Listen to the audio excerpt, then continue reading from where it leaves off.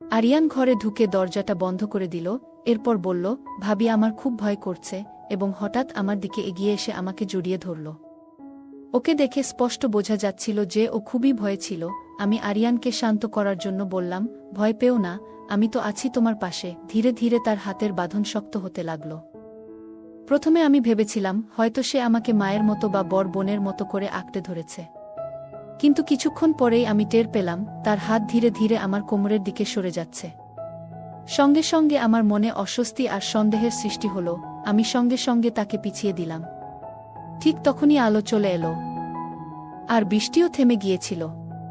কিন্তু আরিয়ান এর মুখের অভিব্যক্তি হঠাৎই পরিবর্তিত হতে শুরু করল। তাকে আর ভীত দেখাচ্ছিল না। আমি বললাম, এখন আর চিন্তার কিছু নেই, বৃষ্টি থেমেছে, ঝড়ও কেটে গেছে, এখন তুমি ফিরে যেতে পারো। কিন্তু সে এক রহস্যময় হাসি দিয়ে উত্তর দিল, বাইরের ঝড় থেমেছে ঠিকই, কিন্তু আমার মনের ঝড় এখনো চলছে, সেটা থামলেই চলে যাব। তার এমন কথা শুনে আমি অবাক হয়ে গেলাম। তাকে দেখে মনে হচ্ছিল সে আর ছোট নেই, তার চোখের চাহনি এবং কথা বলার ভঙ্গি একদম পরিণত মানুষের মতো হয়ে গেছে। তারপর সে আরও আমার দিকে এগিয়ে এলো। তারপর সে আমাকে, বন্ধুরা আজকের গল্পটা অনেক বেশি স্পেশাল, তাই কেউ মিস করো না। আর দয়া করে গল্পগুলো ভালো লাগলে ভিডিওটি লাইক, শেয়ার এবং চ্যানেলটি সাবস্ক্রাইব করো প্লিজ। আমার বিয়ের মাত্র 2 দিন পেরিয়েছে। তখন আমার শাশুড়ি আমার সবচেয়ে ছোট দেবরকে আমার ঘরে নিয়ে এলেন।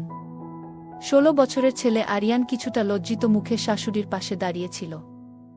আমার শাশুড়ি হাসি মুখে বললেন, তোমার কুনালের সঙ্গে এনগেজমেন্ট হওয়ার পর থেকেই তোমার দেবর বলছিল তার ভাবির সঙ্গে বন্ধুত্ব করিয়ে দিতে, তবে এই তাড়াহুড়োর এনগেজমেন্ট আর মাত্র 2 মাসের মধ্যে আমার জীবন ওলট পালট করে দিয়েছে আমার দেবর। আমি কখনো ভাবিনি দেবর আমার সাথে এমন কিছু করবে। আমার শাশুড়ি এক নিঃশ্বাসে পুরো ঘটনা আমাকে বলে ফেললেন দেবরের বিষয়ে। আরিয়ান খুবই লাজুক প্রকৃতির ছেলে বলে মনে হলো। সে আমার শাশুড়ির পিছনে লুকিয়ে তার ওড়নায় আঙুল পেঁচিয়ে রাখছিল এবং চুপি চুপি আমার দিকে তাকাচ্ছিল। আমি হেসে তার দিকে হাত বাড়িয়ে দিলাম। কিছুটা সংকোচ নিয়ে সে আমার সঙ্গে হাত মেলাল। আমি মৃদু হাসিতে বললাম, তুমি ছেলে হয়ে এত লাজুক কেন? আমি তো তোমার ভাবি, একদম বড় বোনের মতো। যখন খুশি আমার সাথে কথা বলতে পারো। আমার কথা শুনে সে মুখে কিছু বলল না, সে কিছু না বলে শুধু হেসে মাথা নাড়ল। আমি পরিবারের সবচেয়ে বড় বউ ছিলাম। আমার স্বামী কুনালের পরে 2 বোন ছিল এবং তাদের চেয়েও ছোট ছিল আমার দেবর আরিয়ান। কুনাল খুবই যত্নশীল এবং ভালোবাসাপূর্ণ স্বামী ছিলেন। শ্বশুরবাড়ির সদস্যরাও খুবই ভালোবাসত। আরিয়ান এর দিকে প্রথম হাত বাড়িয়েছিলাম আমি। যদিও তার বয়স 16 বছর, তার শারীরিক গঠন এবং উচ্চতার কারণে তাকে বড় দেখাত। সে দেখতেও অনেক সুন্দর ছিল। সন্ধ্যায় আমি প্রায়ই তার ঘরে যেতাম, আর আমরা বিভিন্ন বিষয়ে আলাপ করতাম। খুব দ্রুতই সে আমার সঙ্গে মিশে গিয়েছিল এবং সে নির্দ্বিধায় আমার ঘরে আসত। আমরা অনেক গল্প করতাম। একদিন আমি আরিয়ানের ঘরে গেলাম, দেখলাম সে টিভি দেখছে। আমাকে দেখে সে তৎক্ষণাৎ চ্যানেল বদলে ফেলল এবং কিছুটা বিচলিত হয়ে পড়ল। আমি তার পাশে গিয়ে বসলাম, আর তার মুখের বিবর্ণ ভাব দেখে মনে হলো যেন কিছু সন্দেহজনক রয়েছে। ভাবতে থাকলাম, এমন কি দেখছিল যে আমাকে দেখেই চ্যানেল বদলে ফেলল। আমি মৃদু হেসে তাকে জিজ্ঞেস করলাম, তুমি টিভিতে কি দেখছিলে? আমার প্রশ্ন শুনে সে হকচকিয়ে গেল, মাথা নেড়ে বলল, না ভাবি, কিছুই না, এখন তো কার্টুন চলছে টিভিতে। আমি বললাম, যা দেখছিলে সেটা আবার চালাও। সে চোখ নামিয়ে সেই চ্যানেলটা চালালো, আর আমি সেটি দেখে চমকে গেলাম, চোখ বন্ধ করে কাঁপতে থাকলাম। আমি এক মুহূর্তের জন্য স্তব্ধ হয়ে গিয়েছিলাম, আমার হৃদয় যেন থেমে গিয়েছিল। আমি আরিয়ান এর দিকে তাকালাম এবং বললাম, তুমি এটা কি টিভিতে দেখছো? বলো, রাতে কিভাবে ঘুমাও? আমার রাগ দেখে সে ভয়ে কেঁপে উঠল এবং মাথা নেড়ে বলল, ভাবি, দয়া করে ভাইকে কিছু বলবেন না। আমি তাকে একটু বকুনি দিয়ে বললাম, এমন ভৌতিক জিনিস দেখে কিভাবে ঘুমাতে যাও?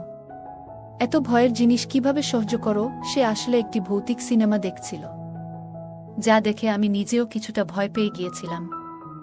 সে সাথে সাথে ক্ষমা চেয়ে বলল, আর কখনো দেখব না। আমার শ্বশুরবাড়ি আমার কাছে সত্যিই খুব ভালো লেগেছিল। আমার ননদরাও আমাকে খুব ভালোবাসত, আর আমি নিজেকে খুবই সৌভাগ্যবান ভাবতে শুরু করেছিলাম। কিন্তু তখনও আমি জানতাম না যে এই সব সুখ বেশি দিনের জন্য থাকবে না। আমার জীবনে এমন কিছু আসতে চলেছে যা একজন নারীকে কাঁপিয়ে তুলতে পারে। এমন পরিস্থিতিতে পড়তে যাচ্ছি যা মনের গভীরে প্রচণ্ড কষ্টের সৃষ্টি করবে। আমার বাপের বাড়িতে আমি ছিলাম সবার ছোট, তাই আমাকে খুব একটা কেউ গুরুত্ব দিত না। আমার বড় ভাই বোনেরা নিজেদের মধ্যে গল্প করত, আর যখন আমি তাদের কাছে যেতাম তারা বলতো, তুমি তো ছোট, আমাদের বড়দের মাঝে তোমার কি কাজ? এতে আমি নিজেকে অনেকটাই একাকী অনুভব করতাম। আরিয়ানকে দেখে আমার শৈশবের কথা মনে পড়ে যেত, যখন আমি আমার ভাই বোনদের সঙ্গে থেকে তাদের মনোযোগ পেতাম না। আমি বুঝতে পারতাম আরিয়ানও হয়তো ঠিক আমার মতোই অনুভব করছে। আমার দুই ননদের মধ্যে খুব ভালো বন্ধুত্ব ছিল, তারা সবসময় একসাথে থাকত। তাই আমি বেশি সময় আরিয়ানের দিকে মনোযোগ দিতাম। তার পছন্দের খাবার তৈরি করতাম, ছোটখাটো কাজগুলো করে দিতাম, এমনকি তার সঙ্গে খেলাধুলাও করতাম। কারণ আমি চেয়েছিলাম যে একাকিত্ব আমি অনুভব করেছি তা যেন আরিয়ান না পায়। একদিন সে আমার ঘরে এলো যখন আমার স্বামী কুনাল এর আসার সময় ছিল। তাই আমি সুন্দর পোশাক পরে আয়নার সামনে সাজগোজ করছিলাম। আরিয়ান তখন আমার ঘরে এসে মনোযোগ দিয়ে আমার সাজগোজ দেখতে লাগলো। সে মেকআপ থেকে একটি লাল রঙের লিপস্টিক তুলে নিয়ে আমাকে বলল, ভাবি, এইটা লাগান, এই রংটা আমার খুব ভালো লাগে। আমি তার হাত থেকে লিপস্টিকটা নিয়ে নিলাম, তার ছোট্ট মনটাকে কষ্ট দিতে চাইনি। এরপর রাহুল আমার দিকে তাকিয়ে একটু মুচকি হাসল এবং ধীরে ধীরে আমার কাছে এসে আমার মুখ দুহাতের মধ্যে ধরে বলল, আপনাকে আজ খুব সুন্দর লাগছে। তারপর হঠাৎ করেই সে আমাকে আলিঙ্গন করল। প্রথমে তার এমন আচরণে আমি হতবাক হয়ে গেলাম, মনে হচ্ছিল যেন আমার হৃদস্পন্দন থেমে গেছে। আমি সঙ্গে সঙ্গে নিজেকে ছাড়িয়ে নিয়ে তাকে দূরে সরিয়ে দিলাম। সে কিছুটা পিছিয়ে গিয়ে আমার দিকে তাকালো, আর আমি রাগে তাকালাম তার দিকে। আমার এই রাগ দেখে সে কিছুটা ভীত হয়ে পড়ল এবং বলল, ভাবি, আপনি তো আমার বড় বোনের মতো। আপনি আমার কাছে আমার দুই বোনের থেকেও বেশি প্রিয়। কিন্তু হয়তো আপনি, আমার ভালোবাসা যদি তোমার জন্য ভুল মনে হয় তবে আমাকে ক্ষমা করে দাও। আরিয়ান মাথা নিচু করে লজ্জিতভাবে বলল এবং ঘর থেকে বেরিয়ে গেল। আমি নিজেকে খুব অস্বস্তিতে অনুভব করছিলাম, নিজের চিন্তাভাবনাকে খুব সংকীর্ণ মনে হচ্ছিল। সে আমাকে বড় বোনের মতো ভেবে জড়িয়ে ধরেছিল, আর আমি কি ভেবে তাকে দূরে ঠেলে দিয়েছিলাম। মনে হচ্ছিল আমি কতটা খারাপ ব্যবহার করেছি। সে আমার সম্পর্কে কি ভাববে যে আমি কতটা অভদ্র। আমার নিজের আচরণের জন্য লজ্জিত হতে শুরু করেছিলাম। তাই পরের দিন আমি আরিয়ানের সঙ্গে আগের মতোই স্বাভাবিক আচরণ করলাম। এখন আরিয়ান সারাদিন আমার পাশে বসে থাকত এবং মাঝে মাঝে নির্দ্বিধায় আমাকে জড়িয়ে ধরত। আর সব সময় সে আমার কাছাকাছি থাকত, যা আমাকে অদ্ভুত এক অস্থিরতার মধ্যে ফেলে দিত। মনে হতো কিছু একটা ভুল হচ্ছে। আমার অন্তর থেকে বারবার বলছিল, এটা ঠিক নয়। কিন্তু শয়তান মানুষের অন্তরের খারাপ চিন্তাগুলোর উস্কানি দিতে থাকে। আমি নিজেকে বোঝাতে চাইতাম, সে তো ছোট একটা ছেলে, আমাকে বড় বোনের মতো ভালোবাসে। আমিও সেভাবেই তাকে বোঝা উচিত। আমি দেখতে বেশ সরুপাতলা ছিলাম, আর আরিয়ান আমার চেয়ে 2-3 ইঞ্চি লম্বা ছিল। যখন সে স্কুল থেকে ফিরে আসত, আমি রান্নাঘরে রান্না করতাম, তখন সে এসে আমাকে জড়িয়ে ধরত। আমি ভীষণ অস্বস্তিতে পড়ে যেতাম। গরমে রুটি বানাতে বানাতে ঘামের ধারা বইত, আর আমি তখন বলতাম, আরিয়ান, একটু দূরে থাকো, দেখছো না আমি রুটি বানাচ্ছি। তখন সে একটু পিছিয়ে যেত এবং বলতো, ভাবি, আপনি সবসময় এত কাজ করেন কেন? কখনো তো কাজ থেকে একটু বিরতি নিন। তার এই কথার উত্তরে আমি মৃদু হেসে বলতাম, যখন তোমার বউ আসবে তখন আমি অবসর নেব আর সে তোমার সব কাজ করবে। এই কথা শুনে সে বলতো, ভাবি, আমার বউ যেন আপনার মতোই হয়, ঠিক এমনটাই চাই আমি। তোমার মতো সুন্দর, তোমার মতো একজন জীবনসঙ্গী যদি পাই তবে আর কিছু চাইব না। আরিয়ান বলল, তার চোখে এক ধরনের অদ্ভুত আকর্ষণ ছিল। সে ধীরে ধীরে আমার দিকে এগিয়ে আসছিল, আর তার চাহনিতে প্রথমবারের মতো আমি এক ভিন্ন অনুভূতি টের পেলাম। মনে হচ্ছিল তার দৃষ্টি যেন আমার হৃদয়ের গভীর পর্যন্ত পৌঁছে যাচ্ছে। হঠাৎ আমার শরীর কাঁপতে লাগলো, দ্রুত নিজের ওড়নাটা ঠিক করে নিলাম। এই মুহূর্তে তার প্রশংসা আমার মনকে অস্থির করে তুলছিল। আরিয়ান তখন সে আমার কাছাকাছি এসে আমার মুখের ঘামের ফোঁটাগুলো হাত দিয়ে মুছে দিল। আমি হঠাৎই পিছিয়ে গিয়ে দেওয়ালের কাছে সরে গেলাম। তারপর সে বলল, আমার ইচ্ছে করে আপনাকে কোনো কাজ না করিয়ে শুধু রানীর মতো সাজিয়ে রাখি। এতটাই ভালো লাগে আপনি আমার কাছে। আমার মনে হচ্ছিল আমার হৃদয় যেন তীব্র গতির ঘোড়ার মতো ধুকপুক করছে। এমন প্রশংসা তো আমার স্বামীও কখনো করেনি। হঠাৎই আরিয়ান নিজের অবস্থান থেকে সরে গেল, তার ভঙ্গিমাও বদলে গেল। সে বলল, ভাবি, আপনি আমার বোনদের থেকেও কিছু কাজ করান। তারা তো শুধু বসে বসে টিভি দেখে, আর আপনি সারাক্ষণ কাজ করেন। এটা দেখে আমার সত্যিই খারাপ লাগে। আরিয়ান কথাবার্তা ঘোরাতে খুবই পটু ছিল, মুহূর্তের মধ্যে তার আচরণও বদলে যেত। আমি এবার আরিয়ান এর সেই দৃষ্টির সঙ্গে লড়াই শুরু করলাম। আমি তাকে বললাম, যাও, তুমি ফ্রেশ হয়ে আসো, আমি রুটি বানিয়ে খাওয়ার আয়োজন করছিলাম। তখন আরিয়ান রান্নাঘর থেকে বেরিয়ে গেল। সে বের হতেই আমি যেন কিছুটা স্বস্তির নিঃশ্বাস ফেললাম। কিছুদিন ধরে আমি তার উপস্থিতিতে অস্বস্তি অনুভব করছিলাম। তার দৃষ্টিগুলো এখন আমাকে বিরক্ত করতে শুরু করেছিল। একদিন আমি আমার স্বামী কুনালকে বললাম, আরিয়ান বড় হচ্ছে, ওর এখন একটু পরিপক্কভাবে চলা দরকার। ওর মধ্যে এখনো অনেক শিশুসুলভ আচরণ দেখা যায়, যেমন সে মায়ের মতো আমাকে জড়িয়ে ধরে। এগুলো ঠিক স্বাভাবিক লাগছে না আমার কাছে। আমি কুনালকে বলার কারণ ছিল সে যেন আরিয়ানকে বুঝিয়ে বলে। আমি চাইনি যে আমি নিজে সরাসরি কিছু বললে বাড়ির কেউ ভুল বুঝে আমাকে দোষারোপ করুক। যদি আমি আরিয়ানকে কিছু বলতাম, তাহলে হয়তো সে এই কথাগুলো তার মায়ের বা বোনদের সামনে বলতো। তখন সবাই ভাবত আমি বাড়ির মধ্যে অশান্তি তৈরি করছি। তবে যদি কুনাল নিজে আরিয়ানকে এই বিষয়ে বুঝিয়ে বলে, তাহলে সেটা অন্যরকম হতো। কারণ শাশুড়ি বাড়ির বউয়ের প্রতিটি আচরণকে কড়া নজরে দেখে, কিন্তু কখনো কারণটা বোঝার চেষ্টা করে না। তারা কেবল ফলাফল দেখে সিদ্ধান্ত নেয়া। এজন্য কুনাল আরিয়ানকে সরাসরি কিছু বলুক, এমনটাই চেয়েছিলাম। কিন্তু কুনাল আমার কথা শুনে হাসতে লাগল। সে বলল, তুমি কত অদ্ভুত কথা বলো। আরে, ও তো এখনো বাচ্চাই রয়ে গেছে। তোমাকে মায়ের মতো ভেবে ভালোবাসে, আর তুমিই কিনা এত ভাবছ। কুনাল আমার কথায় একদমই সাধারণভাবে প্রতিক্রিয়া দেখালো। আমি ভেবেছিলাম ও আমার কথার গুরুত্ব বুঝবে, কিন্তু ও কেবল হেসে বলল, তুমি এত অদ্ভুত কথা ভাবো কেন? ও তোমাকে বড় বোনের মতো ভালোবাসে, আর তুমিই কিনা এত কিছু ভাবছ। আমি ভেবে দেখলাম, হয়তো আমিও অতিরিক্ত ভাবছি। ও আমাকে বোনের মতোই দেখে, আর আমিও ওকে ছোট ভাইয়ের মতোই দেখি। তবে ওর দৃষ্টিভঙ্গি এবং কিছু কথাবার্তা মাঝে মাঝে অদ্ভুত লাগে।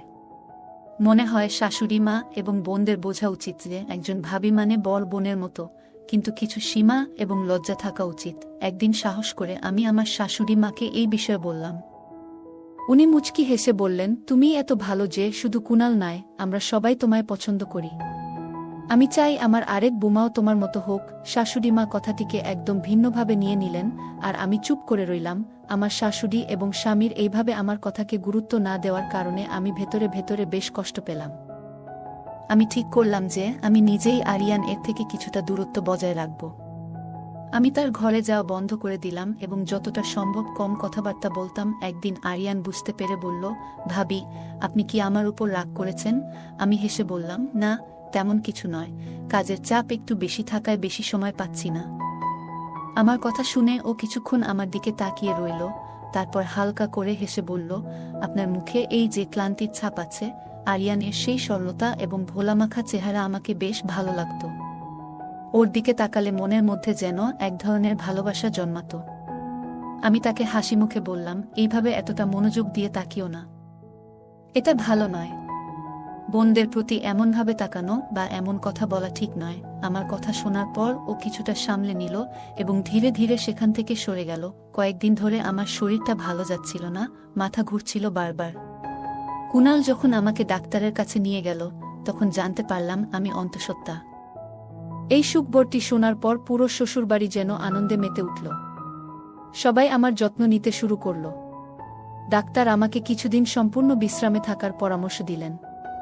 রান্নাঘরের সব কাজ আমার শাশুড়ি আর নন্দী নিজেদের দায়িত্বে নিয়ে নিল।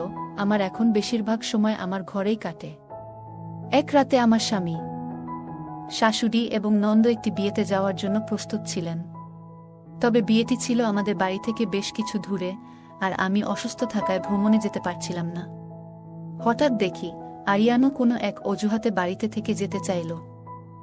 সে বলল স্কুলের পরীক্ষার জন্য তাকে পরদিন প্রস্তুতি নিতে হবে, তাই সে যাবে না। আমি ভেবেছিলাম আমার মায়ের বাড়ি চলে যাব, কিন্তু শাশুড়ি বললেন, আরিয়ান তো বাড়িতে থাকছে, তুমি এখানে থেকে যাও। আমরা রাতে ফিরে আসব, বিয়ে তো সন্ধ্যাতেই শেষ হয়ে যাবে। আমি সবসময় চাইতাম যে আমার শ্বশুরবাড়ির সকলেই আমার উপর খুশি থাকুক। যদিও সেটা সবসময় সম্ভব হতো না, তবুও আমি শাশুড়ির কথা মেনে নিলাম। রাতের খাবার শেষে আমি আমার ঘরে চলে গেলাম এবং দরজা বন্ধ করে দিলাম।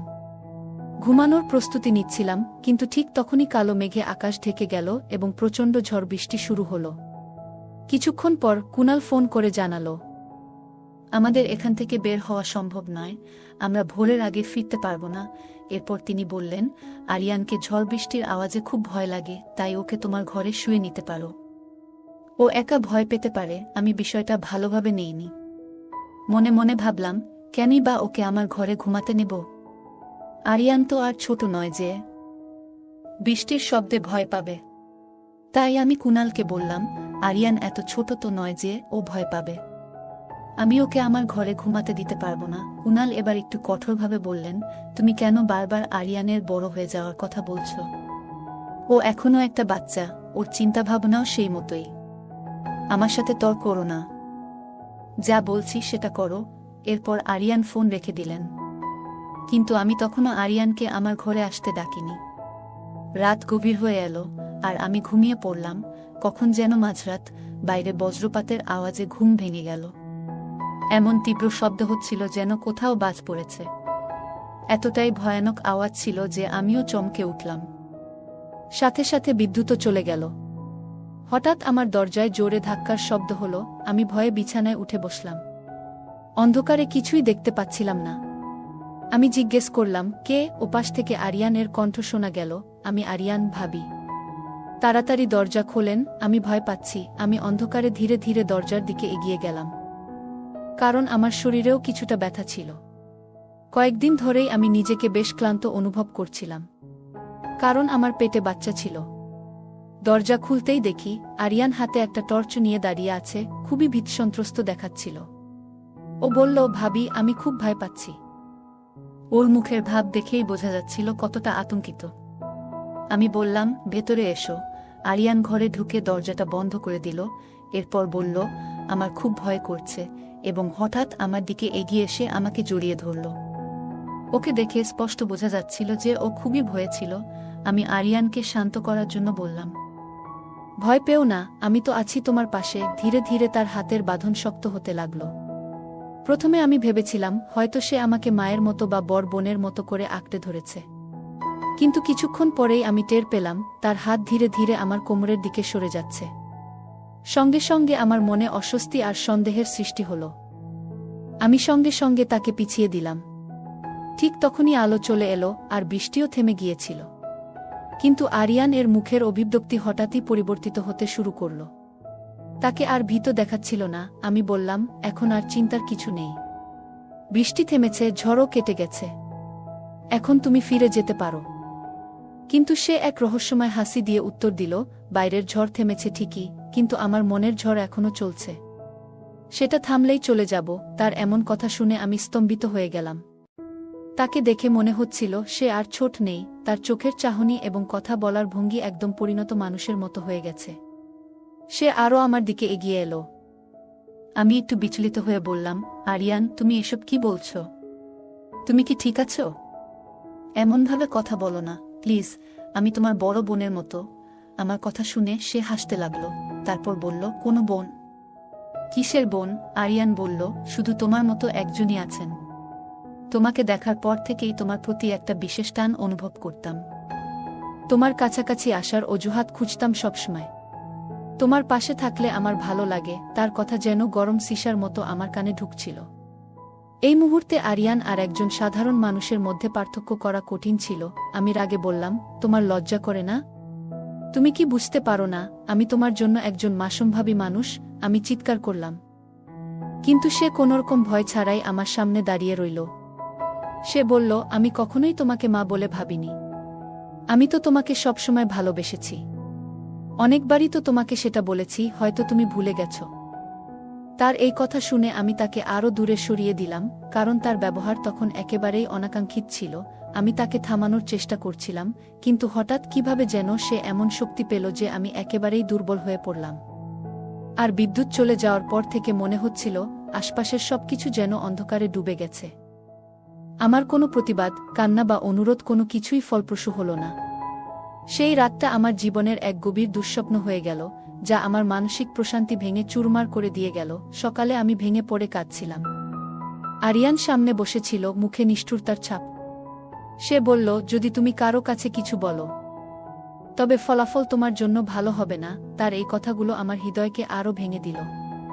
আমি তখন ভেতরে ভেতরে দুই ধরনের যন্ত্রণায় ভুগছিলাম, একদিকে শারীরিক কষ্ট, অন্যদিকে মানসিক আঘাত। তার উপস্থিতি আমাকে ঘৃণায় ভরে দিল।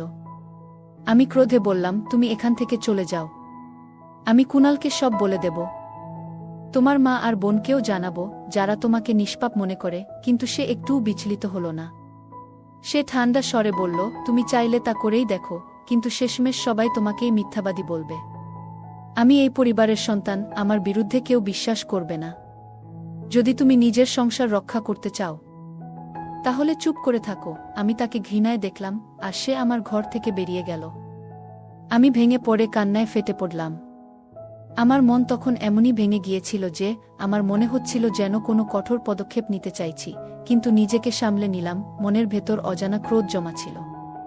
কিছু সময়ের জন্য আমার ইচ্ছে হচ্ছিল রান্নাঘর থেকে ছুরি নিয়ে এসে আরিয়ানকে শেষ করে দিই। সে আমাদের সম্পর্কের পবিত্রতাকে নষ্ট করে দিয়েছিল। হঠাৎ বাইরে কলিং বেলের শব্দ হল। শরীরের সমস্ত যন্ত্রণা সত্ত্বেও আমি দৌড়ে গিয়ে দরজা খুললাম। কুণাল, আমার শাশুড়ি আর ননদ বাইরে দাঁড়িয়েছিলেন। আমি আমার স্বামী কুণাল এর গলা জড়িয়ে ধরে অঝরে কাঁদতে লাগলাম। পেটের ব্যথা এত তীব্র হয়ে উঠল যে আমি ছটফট করতে লাগলাম।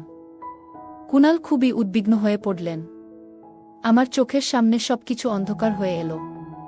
আমি জ্ঞান হারালাম। যখন আমার জ্ঞান ফিরল, দেখলাম কুণাল আমার পাশে বসে আছেন, আর শাশুড়ি আমার মাথার পাশে বসে আছেন। তিনি বললেন, তোমাকে তো বলেছিলাম বিশ্রাম নিতে, তাহলে কেন এত কাজ করলে?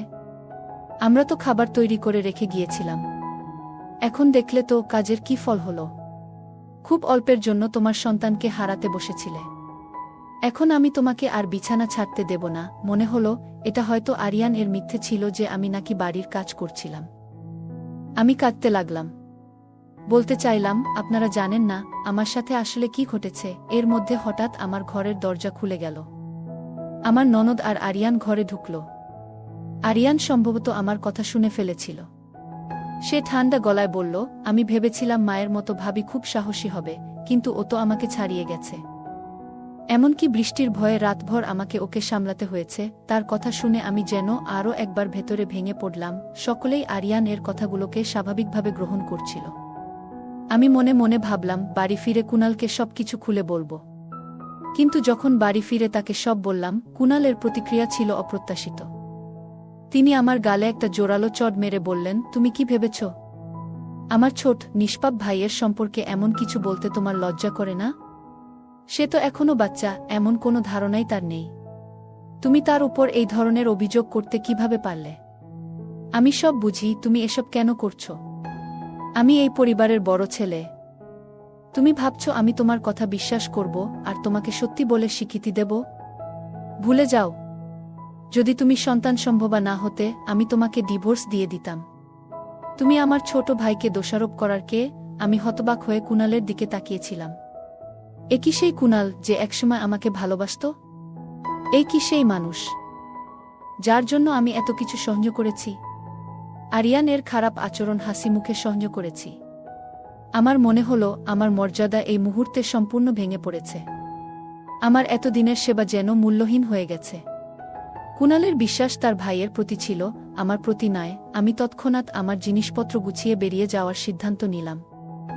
কুণাল একবারও আমাকে থামানোর চেষ্টা করল না। আমার শাশুড়ি পুরো ব্যাপারটা জানতেন না। আমাকে ব্যাগ হাতে বেরোতে দেখে তিনি বললেন, তুমি কোথায় যাচ্ছ? আমার শাশুড়ি বললেন, কোথায় যাচ্ছ? আমি কোনো উত্তর দিলাম না। কুণাল বলল, যেতে দাও ওকে, এর মাথা ঠিক নেই। মায়ের বাড়ি গিয়ে বোধহয় বুদ্ধি ঠিক হবে। আমি নীরবে বাড়ি থেকে বেরিয়ে এলাম। এটা কোনো সাধারণ স্বামী স্ত্রীর ঝগড়া ছিল না, যা আমি উপেক্ষা করতে পারতাম। আমি রিকশা নিয়ে সোজা আমার মায়ের বাড়ি চলে গেলাম।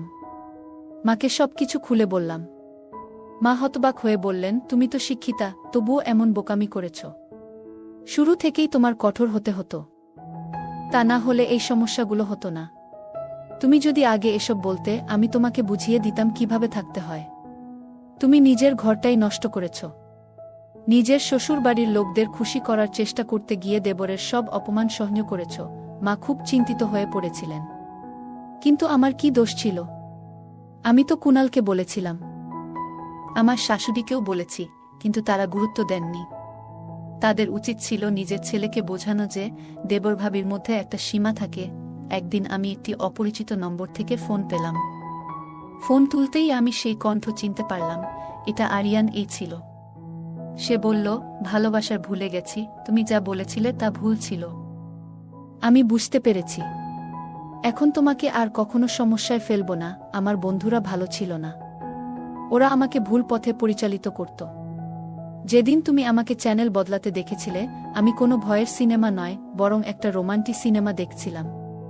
এরকম জিনিস দেখে আমি পথভ্রষ্ট হয়ে পড়েছিলাম। আমাকে মাফ করে দাও এবং বাড়ি ফিরে এসো। আমি বললাম, তুমি যা করেছ সেটা শুধু ভুল নয়, পাপ। আমি তোমাকে কখনোই ক্ষমা করতে পারবো না। এর দায় শুধু তোমার নয়, তোমার পরিবারেরও। ওরা তোমার এইসব আচরণ চোখ বন্ধ করে সহ্য করেছে, সবসময় তোমাকে শুধুই ছোট বাচ্চা হিসেবে দেখেছে।